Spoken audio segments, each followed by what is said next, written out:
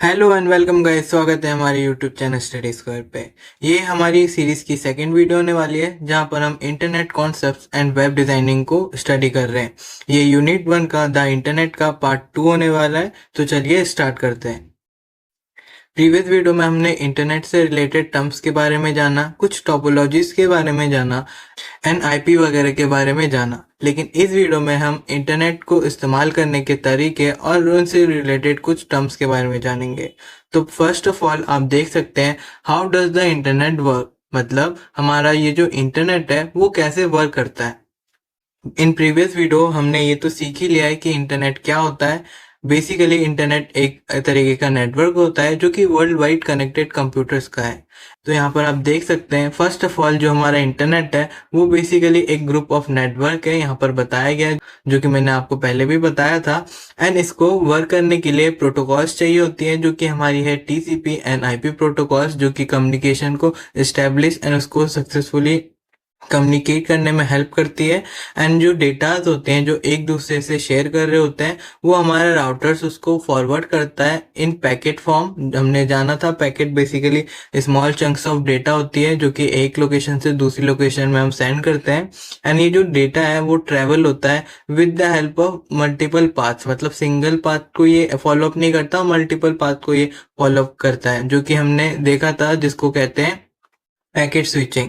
And ये जो connectivity है इंटरनेट की ये ग्लोबली अकर करती है। तो इन चीज़ों का आप ध्यान रखना। एंड नेक्स्ट इसको और अच्छे से देख लेते हैं। जो हमारा इंटरनेट है वो बेसिकली एक नेटवर्क होता है, लेकिन हमारा जो नेटवर्क है उसमें भी थोड़े टाइप्स आते हैं। अब एक टाइप है हमारा इंट्रानेट और एक टाइप है हमारा एक्सट्रानेट। आप नाम से भी थोड़ा बहुत एस्टिमेशन लगा ही सकते हो ये कैसे होगी। बेसिकली मैं बता देता हूँ। जो हमारा इंट्रानेट है ये वाला, ये एक तरीके का प्राइवेट नेटवर्क होता है विद इन एन ऑर्गेनाइजेशन, और उसी ऑर्गेनाइजेशन के लोग उसको एक्सेस कर रहे होते हैं। और काम सेम ही रहता है कि एक नेटवर्क के अंदर डेटास को शेयर वगैरह करना। यहाँ पर आप देख सकते हो रेस्ट्रिक्टेड एक्सेस होता है फॉर आउटसाइड एम्प्लॉयज, और बस अपने ही अंदर के जो कंपनीज के एम्प्लॉयज होते हैं वही उसको एक्सेस कर पाते हैं। लेकिन जो एक्सटर्नेट है ये ओपन होता है टू ऑल द एम्प्लॉयज और आउटसाइडर जो भी कह लो, तो ये ब्रॉड रेंज में ये वर्क कर रहा होता है। यहाँ पर भी आप देख सकते हो extension of intranet is called extranet. And इसके एग्जांपल में देखो supplier accessing company's inventory system, जैसे कि मान लो कोई कंपनी है उसको इन्वेंट्री लगानी है तो उसकी इन्वेंट्री की जो डिटेल्स होगी वो सप्लायर तक कैसे पहुंचेगी, with the help of extranet. Clear है। अब चलो आगे बढ़ते हैं। एक तरीके से हमारा जो इंटरनेट है वो भी एक तरीके का एक्सटर्नेट ही है, यहाँ पर कोई भी चीज छुपाई नहीं छुपती। फिर आता है हमारा इंटरनेट का इंफ्रास्ट्रक्चर। इंफ्रास्ट्रक्चर मतलब हाउ इट इज बिल्ड, मतलब इसको बनाने में क्या क्या रिक्वायरमेंट्स है। तो कुछ पॉइंट्स में मैंने इनको डिटेल में लिखा है, आप देख सकते हो। ये कुछ बेसिक्स एलिमेंट्स है या फिर डिवाइसेस या फिर टेक्नोलॉजीज या फिर कोई भी सर्विसेज या फिर उसके मेथड्स कह लो रिक्वायर्ड होते हैं एक इंटरनेट को बनाने के लिए। आप यहाँ पर देख सकते हो लिस्ट मैंने बना के रखी है। तो अगर फर्स्ट की बात करें तो आप यहाँ पर देख सकते हो फर्स्ट आता है हमारा राउटर्स एंड स्विचेस, जो कि कनेक्ट करते हैं एक डिवाइसेस को दूसरे डिवाइसेस से। ये मैंने क्लास 12 की सीरीज में भी बताया है। अगर आपको नहीं पता राउटर्स एंड स्विचेस क्या होती हैं एंड आप जानना चाहते हैं इन डिटेल, तो हमारी 11th और 12th की सीरीज है, आप वहां पे जाके चेकआउट कर सकते हो। बेसिकली राउटर्स और स्विचेस एक तरीके का कनेक्टर होता है जो कि बीच में लगता है एक नेटवर्क के, एंड उसके अंदर सारे ही डिवाइसेस एक दूसरे के अंदर सक्सेसफुली कनेक्टेड रहते हैं with the help of switches और राउटर, जिसके द्वारा ही राउटर के द्वारा ही एक दूसरे के अंदर डेटा शेयर किया जाता है। एंड देन आता है हमारा ट्रांसमिशन मीडियम, ये या फिर ट्रांसमिशन मीडिया कह लो, जो कि बेसिकली वायर्ड होगा तो फाइबर वगैरह आ जाएगा, और वायरलेस भी हो सकता है जो कि सैटेलाइट वगैरह इसमें आ जाती है। क्लियर है। देन आता है हमारा सर्वर। आप जानते होंगे सर्वर क्या होता है, जो भी इंफॉर्मेशन सर्व कर रहा होता है, मतलब देता है किसी और को, वो बन जाता है automatically server. For an example, अगर मेरे एक लैपटॉप से मैं अगर कोई वेबसाइट होस्ट कर रहा हूँ तो उस वेबसाइट का सर्वर मेरा लैपटॉप कहलाएगा। जब जब मेरा लैपटॉप ओपन रहेगा वो वेबसाइट लाइव रहेगी। सिमिलर टू दैट सर्वर वो सारे गैजेट्स होते हैं या फिर डिवाइसेस ले लो जो कि डेटा को सर्व करती है किसी और को। इसके अंदर आ जाता है हमारा होस्ट वेबसाइट, जैसे कि मैंने अभी भी एक एग्जांपल दिया था, एप्लीकेशन एंड सर्विसेज, कुछ भी ले लो सारे ही इसमें ही आते हैं। यहाँ पर आप देख सकते हो ये जो इमेज है, ये जो बड़ा सा एलिमेंट बनाया हुआ है बॉक्स में, ये एक तरीके का सर्वर ही है। आप देख सकते हो कितना ब्रॉड वे में इसको बनाया जाता है। क्लियर है। फिर आता है हमारा आईएसपी, जो कि हमने प्रीवियस वीडियो में ही पढ़ा था फिलहाल में, जो कि इंटरनेट सर्विस प्रोवाइडर्स होते हैं, जो आपको इंटरनेट को इस्तेमाल करने के लिए सर्विसेज देती है इंटरनेट की। एंड आता है हमारा बैकबोन नेटवर्क। ये बेसिकली वो सारे कनेक्शंस है जो ग्लोबली चल रहे हैं, जो हमको हेल्प करते हैं हाई स्पीड में एक दूसरे के साथ कनेक्शन बनाने में। तो इन सिंपलर टर्म आप ऐसे समझ सकते हो, ये कुछ बेसिक से रिक्वायरमेंट्स होती है एक इंफ्रास्ट्रक्चर ऑफ इंटरनेट की। क्लियर है। अब चलो आगे बढ़ते हैं। अब बात कर लेते हैं प्रोटोकॉल्स के। प्रोटोकॉल्स बेसिकली रूल्स या फिर मीडियम ले लो जिसके द्वारा हम कोई भी सर्विस या फिर कोई भी काम कर रहे होते हैं।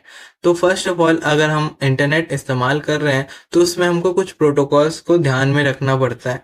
उसमें से कुछ प्रोटोकॉल्स यहाँ पर मैंने लिखे हैं, टोटल 6। फर्स्ट हमारा है डोमेन नेम सिस्टम। मतलब डोमेन नेम सिस्टम एक ऐसा प्रोटोकॉल है जिसके अंदर हम अपनी कंप्यूटर की जो आईपी होती है वो कवर अप करते हैं किसी और नेम से, जो कि हम इजीली कॉल कर पाए, रिमेम्बर कर पाए, है ना। तो उसके लिए हम कुछ नाम असाइन करते हैं हमारे कंप्यूटर को, मतलब एक तरीके से हमारे वेबसाइट को, जिसके द्वारा वो फाइल लोकेट हो पाती है। फॉर एन एग्जाम्पल, जैसे amazon.com, उसकी आईपी अलग होगी लेकिन उसने नाम एक खरीदा है, जैसे जो भी वेबसाइट्स या फिर जो भी सर्विसेज हमको डीएनएस प्रोवाइड करती है उनसे, एंड देन वो अपना वेबसाइट फिर वहां पे चला रहा है। सिमिलरली ऐसे ये डोमेन नेम सिस्टम काम करता है। अगर आप कोई वेबसाइट क्रिएट करोगे तो फिलहाल के तौर पर आपको कोई नेम नहीं मिलता, आपको नेम खरीदना पड़ता है। तो वो नेम को हम डोमेन नेम सिस्टम्स कहते हैं। ये एक सर्विसेज होती है जो आपको लेनी पड़ती है अगर आप कोई वेबसाइट को होस्ट कर रहे हो, जो कि आपके कॉलिंग ऑफ योर वेबसाइट को सिंप्लीफाई करता है। आप यहाँ पर भी देख सकते हो डोमेन नेम्स क्या होते हैं, बेसिकली आईपी एड्रेसेस से होती है, लेकिन हम इसको अपने हिसाब से इन नेम्स में डिफाइन कर रहे होते हैं। क्लियर है। जो कि डायरेक्ट करती है हमारे आईपी एड्रेस को, आप ऐसे समझ सकते हो।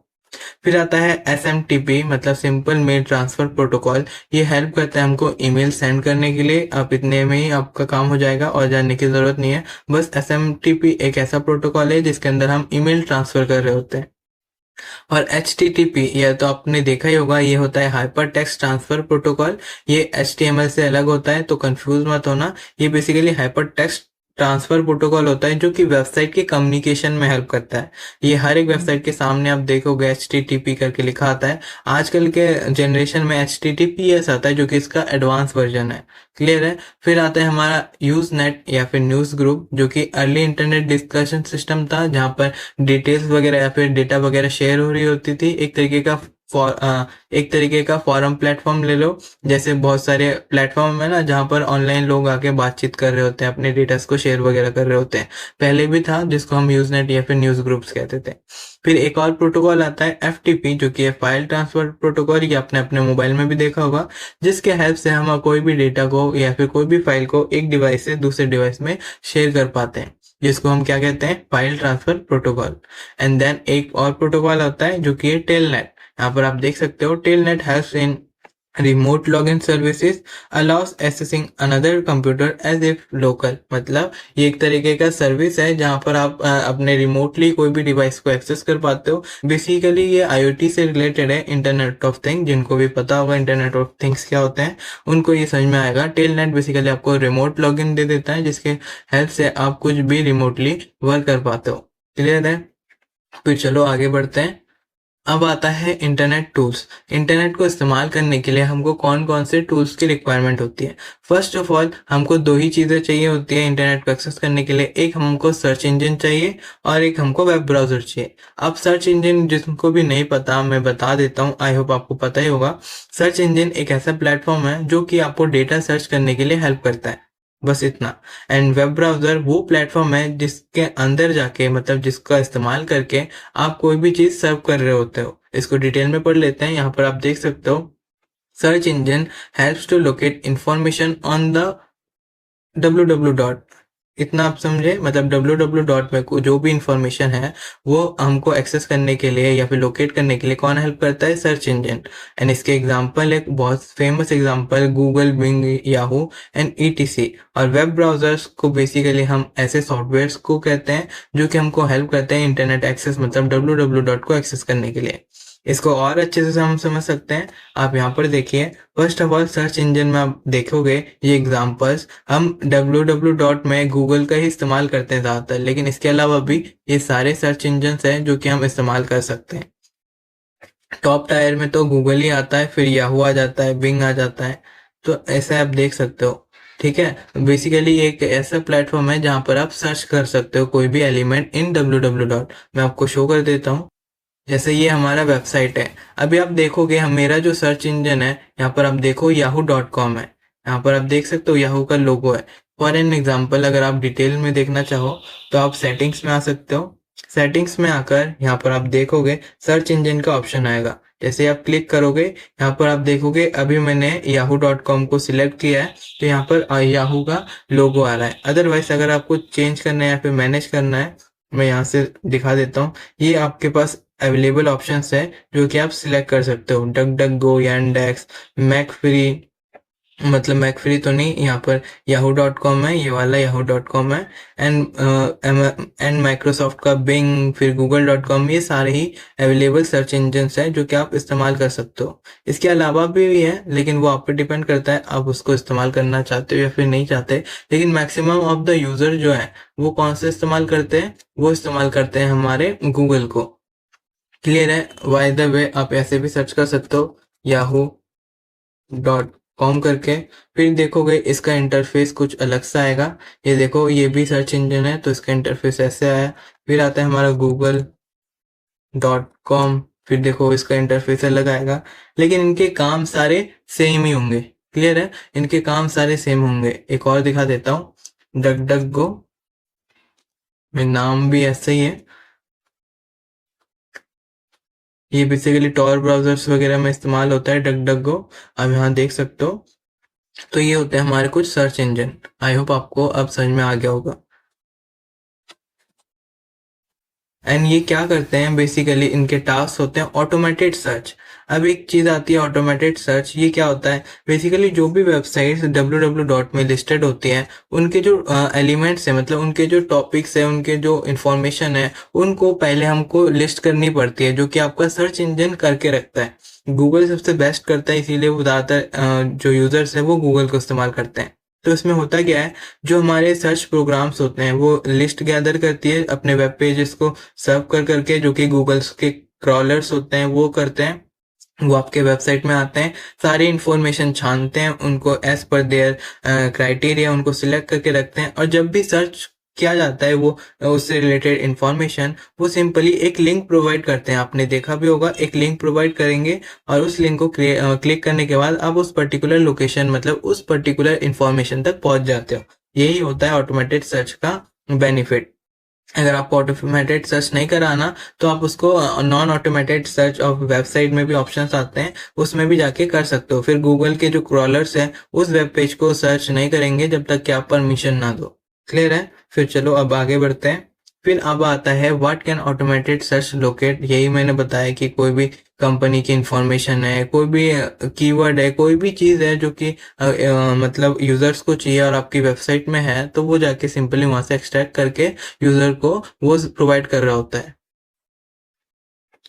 अब आता है web browser. Web browser basically वो सारे प्रोग्राम्स या फिर सॉफ्टवेयर्स हैं जो कि आपको हेल्प करते हैं www को सर्व करने के लिए। और हमारे पास एक नहीं, कई सारे वेब ब्राउजर्स हैं। यहाँ पर मैंने लिस्ट दी है, आप देख सकते हो बहुत सारे वेब ब्राउजर्स है। आई गेस आपने बहुत सारे इस्तेमाल भी किए होंगे।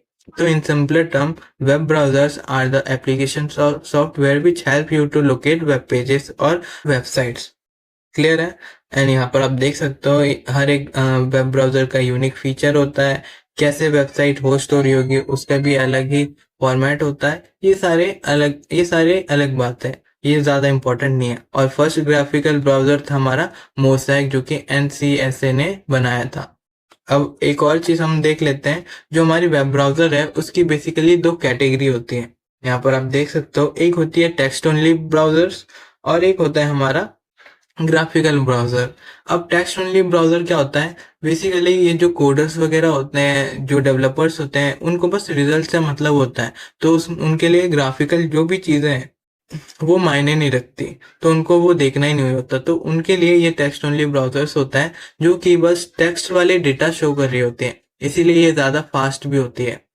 यहाँ पर लिखा भी है वेरी फास्ट इन लोडिंग, क्योंकि कोई मीडिया यहाँ पर लोड नहीं होता। और ग्राफिकल ब्राउजर्स जो हम नॉर्मल यूजर्स हैं वो इस्तेमाल करते हैं, इसमें ग्राफिकल एलिमेंट्स आती हैं, टेक्स्ट आती हैं, जो भी मीडिया वगैरह होते हैं वो सब आती हैं। विजुअली ये बहुत ही अपीलिंग होता है एंड इसको लोड करने में थोड़ा टाइम लगता है, तो ये स्लोअर है as compare to CLI based मतलब text only browsers. I hope ये आपको समझ में आ गया होगा। एग्जाम्पल के तौर पे ले लो, ग्राफिकल ब्राउजर हमारा क्रोम हो गया, हमारा ओपेरा मिनी हो गया, हमारा मोजिला फायरफॉक्स हो गया, और टेक्स्ट ओनली में हमारा लिनक्स हो गया।